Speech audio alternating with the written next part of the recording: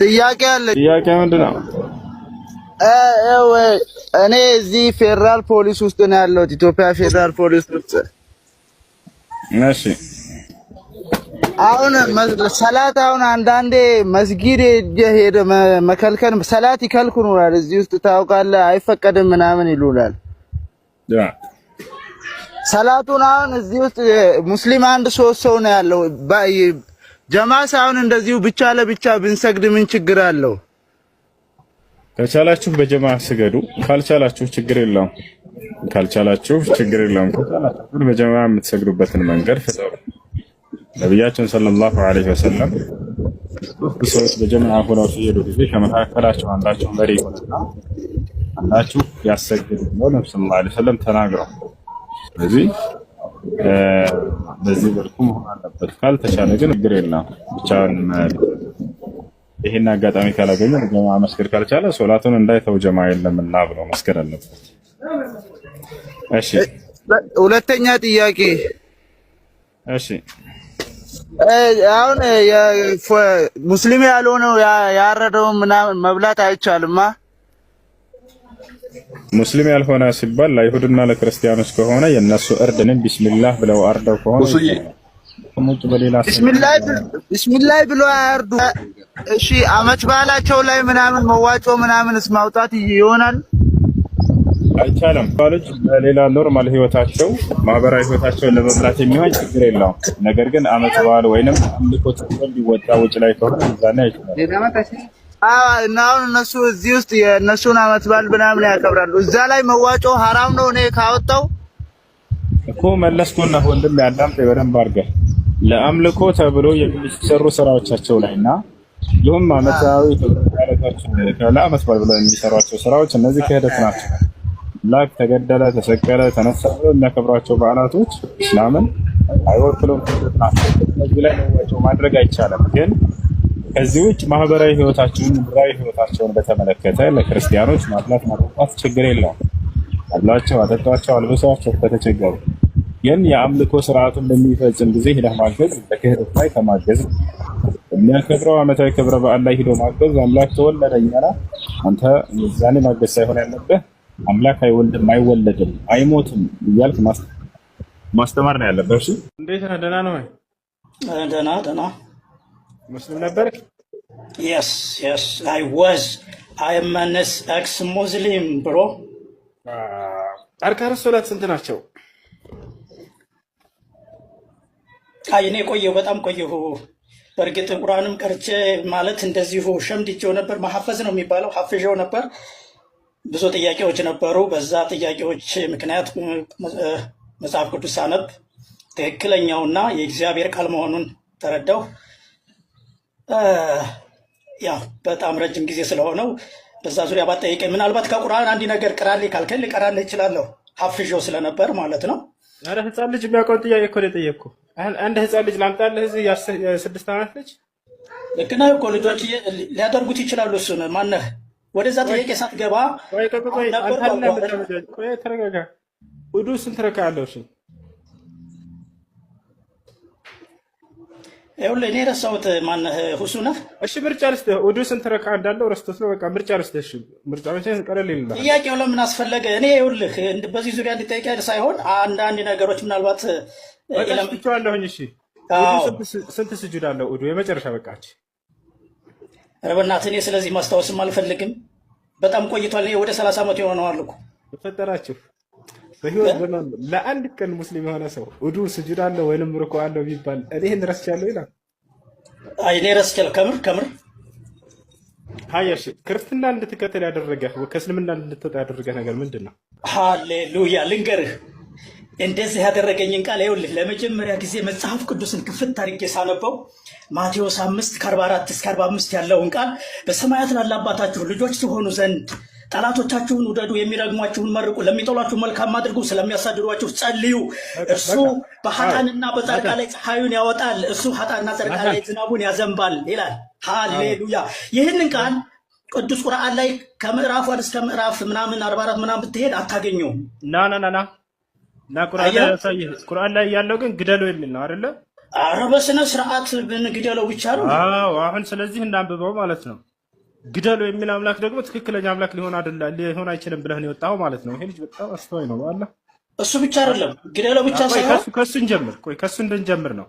ግደለው የሚል አምላክ እንዴት ያንካለህ? ስለዚህ ክርስትና ደግሞ ፍቅርን የሰበከው ነው በስነ ስርዓት። በጣም ጥሩ የጌታ ሰው። በጌታ ነህ እንዴ? አልመስልም። ናቺ ምን ትላለች? እግዚአብሔር የሰራዊት ጌታ እግዚአብሔር እንዲህ ይላል። አንብባት እስኪ ምን ትላለች? ሁሱ አንድ ነገር ልንገርህ። ናታን ቀጥታ አንብበው። የሰራዊት ጌታ እግዚአብሔር እንዲህ ናታን አንብበው። ቆይ ልንገርህ አባቴ ሁሱ ቆይ ልንገርህ። ቀደም መጽሐፍ ቅዱስን አንብበህ እንደፎከርክ አሁን ደግሞ መጽሐፍ ቅዱስን አንብበው። አውጥቼልሃለሁ። ሃሌሉያ ጀምረው። ስማኛ ልንገርህ። እንዴት ከማንበቤ በፊት አንድ ነገር ልንገርህ። ናታን አንብበው በቀጥታ ናታን አንብበው። አትፍራው። አልፈራውም፣ አነበዋለሁ። ግን አንድ ነገር ልንገርህ። ስማኛ አንብበው። ሰውዬው ይሄ ነው እኮ ችግራችሁ። እስላሞች የሆነ ግብዝ ነገር ናቸው። ይሄ ነው ችግራችሁ። መንፈሳችሁ ጦጣ መሳደብ ጀመረ። አያችሁ ቅድም ሲፎክር እንዳልነበር አሁን ገዳይ አምላክ ሊሆን አይችልም አስብየው አሁን እግዚአብሔር ገዳይ እንደሆነ ላሳየው ነው። ገብታችኋል አይደል?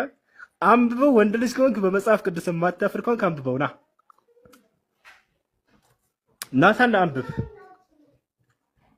ካላነበብክ እንዳነብልሃለሁ እና አንብበው። ስትፎክርብን አልነበር እንዳሁን? ያው እግዚአብሔር ሕፃናቶችን ግደሏቸው እያለ ነው። ብላቴናዎችን ግደሏቸው እያለ ነው። ሴቶችን ግደሏቸው እያለ ነው። እና ላሳየህ ናታን ናቲሻ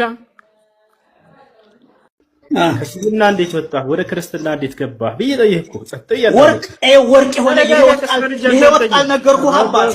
ፈጣሪ ረጋ በል እንጂ ድል ስታይ እንዴት ወደ ክርስትና ገባ ስለው ማቴዎስ ወንጌል ምናምን አለና በቃ ስለ ፍቅር ሰበከን። ገብታችኋል አይደል? በስነ ስርዓት ያንን ባይዘው ያንን ቃል ቁርአን ውስጥ የትም ቦታ አታገኘው። ሞለት ነው ናታን አትፈርጅ። አዳም ትረጋ በል ቀስ በል ጊዜ ስታይ ቀልለህ አምጥተው ወላሂ ላዚም ራስን አረጋ። ቁርአን ውስጥ የለም። ከታች ያሉት እንዲሰሙ ነው። ቁርአን ውስጥ ይሄ የለም።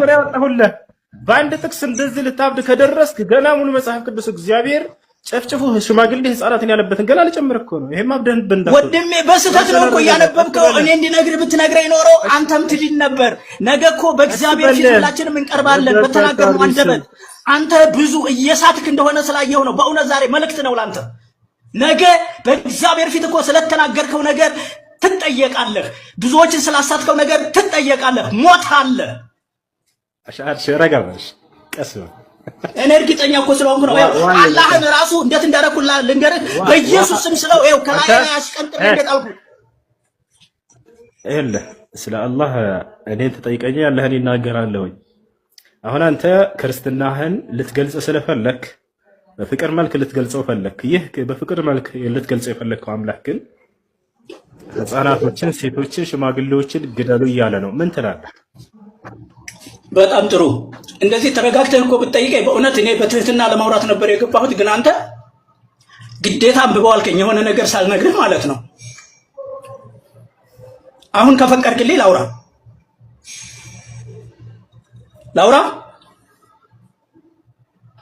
አይሰማም? እያወራህ ነበር እኮ እንደገና እያስፈቀድከኝ ነው ወይስ ነገር ፍለጋ ነው? ነገር ፍለጋ አይደለም። እሺ በቃ ልቀጥል። እሺ ታንኪዩ እሱ ናታን በቃ እንድታስረዳን ዘንድ ጥቅሱን እየሰጠን ብታብራራለን ብታስተምረን በጣም ጥሩ። እሺ አሁን እኔ ላውራና እቀጥላለሁ። እሺ ካስቀጠልከኝ ማለት ነው። ጥቅሱን ሰተነህ እያስተማርከን ብንሄድ አይሻልም? እንደሱ አይደለም። የሆነ ነገር ላውራ መጀመሪያ ልንገርህና ግራውንድ ላስይዝህና የሚስማማ ከሆነ እንቀጥላለን፣ የማይስማማ ከሆነ ደግሞ እንተዋለን እኮ። ሁሱ ጊዜ ማባከን አያስፈልግም። አዳም ትረጋ በል። ይኸውልህ ለመማማር እስከሆነ ድረስ ሁለታችንም እምነት አለን። የእምነት ባተን በልልን። አንደኛ ሳሙኤል ምዕራፍ 15 ቁጥር 3 ላይ አምላክህ ህፃናቶችን ግደሏቸው ይላል፣ ብላቴናዎችን ግደሏቸው ይላል፣ ሴቶችን ግደሏቸው ይላል። እስኪ እናብራራለን። ናት ይቀጥል። በጣም ጥሩ ሁሱ። ከታች ያላችሁትን በትኩረት እንድትሰሙኝ እፈልጋለሁ። እግዚአብሔር አምላክ የተባረከ ይሁን። ምን መሰለህ፣ በክርስትና ሃይማኖት ሁለት መጽሐፍ አለ፣ ብሉይ ኪዳንና ሐዲስ ኪዳን የሚባል። እናንተ የምትኖሩት በህግ ዘመን ነው፣ በሙሴ ዘመን ነው። በህግ ልክ ነህ እንደዛ ይባል ነበር። ጌታችንና መድኃኒታችን የፍቅር አምላክ ኢየሱስ ክርስቶስ መጣና ያንን ህግ ወደ ፍቅር ቀየረው። ገብቶሃል አይደለ? በህግ አልተቻለም። ሰው በመግደል መኖር አልተቻለም። በህግ መኖር አልተቻለም። 10ቱን ትእዛዛት በመጠበቅ አልተቻለም። ጌታ ኢየሱስ ክርስቶስ መጣና ህይወት በጸጋ እንጂ በህግ አይደለም አለ። መሐመድ ደግሞ ከ500 ዓመት በኋላ መጣና ህጉን አስቀጠለው። አሰማም እንዴ ስለ ስርዓት መሐመድ ምናምን አትበል። የተጠየቀው ስለ መጽሐፍ ቅዱስ ነው። እሱ ላይ አብራራና ስትጨርስ ስለ መሐመድ እኔን ትጠይቀኛለህ፣ እኔ አወራሃለሁ። በመሐመድ ላይ ጥያቄ ካለ ሰለላሁ ዐለይሂ ወሰለም ቆይ ተረጋጋ። እሺ በጣም ጥሩ። ስለዚህ እዚያ ቦታ ላይ ያ የኛ ህግ አይደለም እያልክ ነው፣ እሱን እየካድክ ነው ወይንስ ምንድን ነው? ግልጽ አድርግ። በጣም ጥሩ። እየካድኩ አይደለም። ያ በህግ ዘመን በሙሴ ዘመን ነው። እኛ ጋር ብሉይ ኪዳንና ሐዲስ ኪዳን የሚባል አለ። በብሉይ ኪዳን ዘመን ሰዎች በህግ ነበር የሚኖሩት። በህግ ሲኖሩ ልክ እንዳልከው ጦርነት አለ፣ ሌሎች ላይ ይዘምቱ ነበር። እንደገና ህጉን ነው ሲያስፈጽሙ የነበሩት። 10ቱ ትእዛዛት ተሰጥተዋቸው ነበር፣ ሌሎችም ጭምር ማለት ነው። በሙሴ በኩል በነቢዩ ሙሴ በኩል ማለት ነው። ያንን ህግ ነበር የሚከተሉት። በህግ ግን መኖር እንዳልተቻለ ጌታ ኢየሱስ ክርስቶስ መጥቶ አስተማረ። ምን አለ? እሺ ወንድሜ፣ እሺ ተባረክ። እሺ ስለዚህ በህግ መኖር እንደማይችሉ ጌታ ኢየሱስ ክርስቶስ ነገራቸው። እንዴት ነው የማይችሉት? እነሱ የሚያዩት ህግ መጠበቃቸውን ነው። ነገር ግን በልባቸው ክፋት፣ ምቀኝነት፣ ተንኮል፣ ነፍሰ ገዳይነት ሞልቶ ነበር። ጌታ ኢየሱስ ክርስቶስ መጣና ህግን ስለጠበቃችሁ የዳናችሁ አይምሰላችሁ፣ ስለዚህ ልባችሁን ጠብቁ፣ ፍቅር የሚመነጨው ከልብ ነው ብሎ ያንን መግደል፣ ማሰር፣ መፍታት የምትለው መግፋት የምትለውን ነገር አስቀርቷል። ጌታ ኢየሱስ ክርስቶስ ፍቅርን ሰብኳል። ከአዲስ ኪዳን ጀምረን አሁን እኛ እየኖርን ያለ ነው። ስለዚህ በህግ መኖር እንደማይችሉ ጌታ ኢየሱስ ክርስቶስ ነገራቸው። እንዴት ነው የማይችሉት? እነሱ የሚያዩት ህግ መጠበቃቸውን ነው። ነገር ግን በልባቸው ክፋት፣ ምቀኝነት፣ ተንኮል፣ ነፍሰ ገዳይነት ሞልቶ ነበር። ጌታ ኢየሱስ ክርስቶስ መጣና ህግን ስለጠበቃችሁ የዳናችሁ አይምሰላችሁ፣ ስለዚህ ልባችሁን ጠብቁ፣ ፍቅር የሚመነጨው ከልብ ነው ብሎ ያንን መግደል፣ ማሰር፣ መፍታት የምትለው መግፋት የምትለውን ነገር አስቀርቷል። ጌታ ኢየሱስ ክርስቶስ ፍቅርን ሰብኳል። ከአዲስ ኪዳን ጀምረን አሁን እኛ እየኖርን ያለ ነው በአዲስ ኪዳን ህይወት ነው ማለት ነው። ይህ ሊገባህ ይገባል። እና አንድ ነገር ሲመጣልህ ወደ ብሉይ ኪዳን ሂደህ የምትለው ነገር ያስጠይቅሃል፣ ዋጋ ያስከፍልሃል። ናታን በጣም ጥሩ። አሁን እኔ ደግሞ ያንተን ሩብ ደቂቃ ነው የምወስደው። አዳምጠኝ እሺ። አሁን ላብራራው እችን ልጠይቅ ነው። እዚህ ቦታ ላይ እግዚአብሔር ጌታ እግዚአብሔር ህፃናቶችን ግደሉ እያለ ያለው ያሁኑ የምታመልከው አምላክህ ነው ወይንስ ሌላ እግዚአብሔር ነው? ናታን ወይ እዚህ ቦታ ላይ እግዚአብሔር ህፃናቶችን ግደሉ ይላል። ያው ምን ይላል? ብላቴናውንና ህፃኑን ሴቶችን ግደሏቸው ይላል። እዚህ ቦታ ላይ ሴቶችን፣ ህፃናቶችን፣ ብላቴናዎችን ግደሉ የሚለው እግዚአብሔር አሁን የምታመልከው አምላክህ ነው ወይንስ ሌላ አምላክ ነው ግደሉ ብሎ እያዘዘ የነበረው?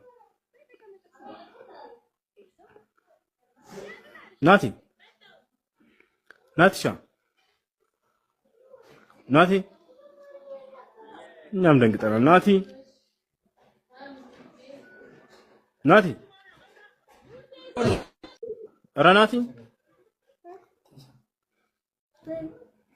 ናትሻ ናቲና ነቅቶ ባየ ጊዜ ግደሉ ብሏል። ነገር ግን ጌታ ኢየሱስ ክርስቶስ ይሄ ትክክል እንዳልሆነ መጥቶ በፍቅር ደግሞ በጸጋ እንድንኖር፣ ተፋቅረን እንድንኖር፣ ጠላታችንን እንድንወድ፣ ጠላታችንን እንድንመርቅ ናቲ የአሁኑ የምታመልከው አምላክህ ነው ግደሉ ያለው እዚህ ቦታ ላይ ወይንስ ሌላ አምላክ ነው? እሱ እኮ ነው አልኩህ። ግን ኮንቴክስቱን ተረዳ ነው ምን ወንድሜ። አላሁ አክበር አላሁ አክበር ወይ አላሁ አክበር። አላህ የሚባል ነገር የለም። ባይዘው አላህ አክበር ትላለህ እንደ ራሱ ማን እንደሆነ ያልገለጠልህ። ዛሬ ጨልለህ እንዳትሄድብን እንረጋ በል እባክህ። ውሃ እየጠጣህ ቅድም ሊያስመልጠው ነበር ኢየሱስ ክርስቶስ አልገደለም በፊት ሊለ አንተ ነው እንጂ ዛሬ አዲስ ነገር ረጋ በንጂ ቀስ በል አንተ እኮ አወራህ። ትንሽ አውራኔ ፍቀድልኝ፣ በቤቴ አስፈቀደ። እዚህ ግደሉ እያለ ያለው ማን ነው? ህፃናቶችን፣ ሴቶችን፣ ሽማግሌን ግደሉ የሚለው ማን ነው? ስለው ቅድም አይ የዚያ ዘመን ህግ አይደለንም እኛ አዲስ ኪዳን ነው የፍቅር ምናምን ብሎ ሊሸውር ፈለገ። ነገር ግን ቀጣዩ ጥያቄ ምን ይሆናል መሰላችሁ? ዛሬ የምታመልከው አምላክህ ነው እዚያ ላይ ግደሉ ሲል የነበረው ወይንስ ሌላ አምላክ ነው አልኩት። አይ ራሱ ነው አለ። ስለዚህ የዛሬው በፍቅር የሚሰብክህ አምላክህ በፊት አስገዳይ ነበር። ንስሐ ገብቶ ነው ወይንስ ምን አድርጎ ነው? ሲያስጨፈጭፍ የነበረው ሴቶችን ህፃናቶችን ልጅ ዛሬ ላይ እንደገና በቃ ፈቀርኳችሁ ብሎ ቢመጣ ይሄ መሸወድ አይሆንም? ቅድሚያትህን እናት አባትህን ሲያስጨፈጭፍብህ የሆነ ሰው ሲገላቸው መጣና ግደሏቸው እያለ ህግ አውጥቶ ዛሬ በአንተ ጊዜ መጣና ደግሞ ዛሬ ፍቅር አምላክ ነኝ ፍቅር ህግ ነው ያወጣሁላችሁ ቢል ቅድሚያቴን አስገድለህ ምን ጭንቅላት ላይ አይመጣም? ኧረ ሁስታው እንደሱ አይደለም ነው እንጂ ናቲ ቆይ እንጂ ወንድ ልጅ አንዴ ረጋ ብለህ አስብ። የምትጠየቅበትን ነገር እያወራ እኔ እኮ ላዲንህ ዛሬ ላዲንህ ነው እኮ የመጣሁት። በጣም እየሳትክ ነው አንተ ናቲ። የምታመልከው አምላክ ራሱን አያድንም አይደለም አንተን ልታድን ማለት ነው። እሱን ያኔ ታወራለህ ከሱ ጋር ታወራለህ። ሞት አይቀርም አየህ ትሞታለህ። በፊቱ ነው የምትቀርበው ሁሱ ሌሎች እንዲሰሙ ብቻ ነው የምትፈልገው። ኢየሱስ ክርስቶስ ራሱን አያድንም ጠላትህን ውደድ የሚል አንድ እንኳን አንቀጽ የሌለው ያንተ መጽሐፍ ና ኢየሱስ ክርስቶስ አምላክህ ራሱን አያድንም ና ላሳየህ። እሱን ትናገራለህ እሱ ፊት ስቀርብ ታወራለህ። እሱን ና እዚሁ ነው እንጂ የማወራው ያው ራሱ ነግሮናል ኢየሱስ እንደማያድን ራሱን እዚሁ ነው የማወራው። እሱን አንተ ይኸውልህ በመንፈስ ቅዱስ ስላልሆንክ አንተ ብዙ እየሳትክ ነው ያለኸው። ና ያው ኧረ በእናትህ ይኸውልህ አንድ ነገር ልንገርህ ተረጋጋሽ ምናምን ነገ መሞትህ አይቀርም። በጌታ በኢየሱስ ክርስቶስ ሕያው አምላክ ፊት መቅረብህ አይቀርም። በዚች አንደበትህ ብዙ ታወራለህ። ይኸውልህ መልሱን ትሰጥበታለህ። ለማዳመጥ ራሱ ዝግጁ አይደለም። ምንም ማድረግ አይቻልም። አያችሁ ክርስቲያኖች በቃ እንዲህ ናቸው። ምን ይላል እዚህ ቦታ ላይ ኢየሱስ ክርስቶስ ራሱን ማዳን እንደማይችል አንተ መንፈስ ቅዱስ ስለሌለህ ብዙ መረዳት ይቀርሃል። ይሄ መጽሐፍ ቅዱስ የምትረዳ ኢየሱስ ዛሬ ባላ እንዳያብድብን እናወርደው እንደ ባላ ጨለለ ኢየሱስ ክርስቶስ ምስክር ነው የምትገባው አይደለም። እውነቴን ነው ሁሱ ተመለስ። ጌታ ኢየሱስ ክርስቶስ እሱ ፊት ትቀርባለህ። ገሃነመ እሳት ነው የምትገባው። እሱ ዝም ብሎ አምላክ እንደ ዘዳግም 23ን ክፈትለት በኢየሱስ ስም ያንብብልን ወይንም ይረጋጋል። ያን አባቴ በመንፈስ ቅዱስ ሳትሆን የእግዚአብሔርን ቃል ልትረዳ አትችልም። ይረጋጋል ምናምን ትላለህ። እያዳንኩ ነው ያለሁት። መልእክት ነው ዛሬ የምነግርህ ያለሁት። አባ ዳግመኛ እንገናኝም ላልገባም እችላለሁ። እኔ ካንተ ጋር የምለፋለፍበት ጊዜም የለኝም ወንድም። እንድትድን ነው እስኪ አዲስ ምበል ውሃ ጠጣ በአላህ አረ እኔ እየበላሁ ነው። ይኸው አይሰማህም እንዴ? እየበላሁ ነው። ረጋ በልና ሰው እየተደማመጠ እየተረዳዳ ጥቅስ እየተወጣ ምናምን አንዱ ሌላውን እየተረዳ አንዱ ለሌላው ሐሳቡን እያካፈለ ነው። እሺ ለምሳሌ ክርስትና እንደ እስልምና አይደለም። እናንተ አላህ ምድር ይሁን ሰማይ ይሁን ዩኒቨርሲቲ ይሁን ምን ይሁን ራሱን ያልገለጠ ምንም ማድረግ አይቻልም። ምንም ማድረግ አይቻልም። እሺ ሳይጨልልብን በጊዜ ብንሸኘው የተሻለ ይመስለኛል።